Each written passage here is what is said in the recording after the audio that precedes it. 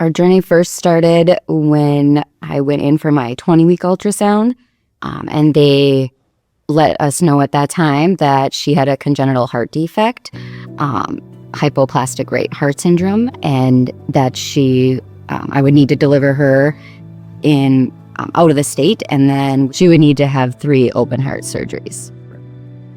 When we first found out, we were very nervous, a little scared, not really sure what to expect going forward. And I think we started doing some research on the actual heart defect, trying to learn as much as we can to prepare ourselves for what was coming. Within a few days of being born, we were told that her heart defect was far more complex than they originally thought, and that really her only option would be a heart transplant at that point. The day of her transplant, she had some complications. She had a stroke that impaired the right side of her body. Due to the stroke, has childhood apraxia of speech. And then, she also has her ongoing just health and monitoring for her heart, which entails a lot. And then she also has a feeding tube. It took a very long time. She just recently, within the last year, started eating by mouth. She has some other littler diagnoses, like esotropia, so drifting of her eyes. She's had a couple eye surgeries. I'd say the biggest thing right now is just the immunosuppression, trying to keep her healthy, and she gets sick so easy. So it's a big lifestyle change. We can't just go out to eat all the time or take her to around a lot of kids or big events, big functions. And then the cerebral palsy obviously affects her greatly. So that's where a lot of the therapies come in, and just trying to work with her to talk and move up and down stairs, things that a normal 4-year-old can do. She usually gets up. We give her medications. She does get those through her feeding tube. So we're working on her taking her meds by mouth, but that's still a work in progress. And then she will usually have breakfast.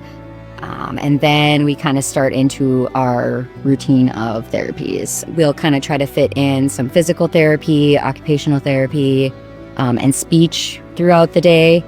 And then we also try to kind of just either go for a walk, or we try to do outdoor activities because those tend to be the safest for her. And she does go to preschool as well, a couple days a week. A lot of therapy and then some fun time mixed in.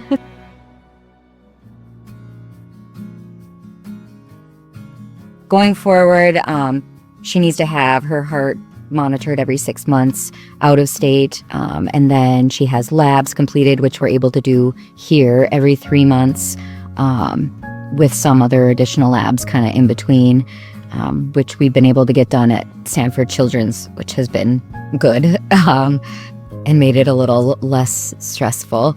I think it's a big relief just to know that because we have done so much traveling for her health needs and still do have to do some, that we're able to get, great knowledgeable PT, OT, speech, pretty much all of the services we need right here at Sanford Children's in Bismarck.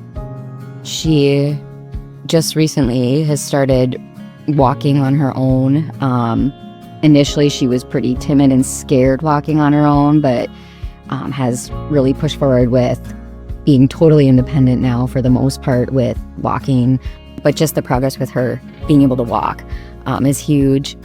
She has limited use of her right hand, and we have seen some big improvements with that as well. Being able to grasp items, maintain a grasp while she's doing other big motor activities like walking. So things like that has been really exciting to see.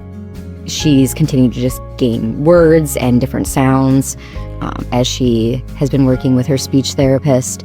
The fact that she's able to improve is huge, and the sky's the limit for her from here. So I remember the first time she was laughing, and I got there, and the nurses were so excited, and it was when she was kind of coming off of some sedation and, recovering from her stroke a little bit. And I had walked in, and they were tickling her, and they got her to laugh. And I think we all were crying in the room that day.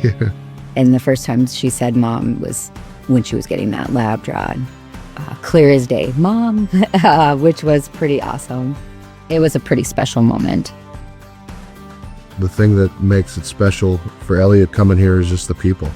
The second she walks in the door, the ladies at the front desk are laughing because she's just always making people smile and goofy and looking for that laugh. And the therapist that she works with, you can just tell that they love her as much as we do. She gets so excited every time we're gonna come. She usually can't wait to get out the door. Her prognosis is, really kind of up in the air as far as her heart goes. Her heart could last 10 years, 20 years, 30 years. With all the medical advances, they're definitely lasting longer. They've gotten better at, anti-rejection meds, monitoring things. Our hopes for Elliott's future are, first and foremost, that she remains healthy, that her heart remains healthy for as long as possible, and then that she can just continue to move forward and meet milestones, and for her to be as independent as possible.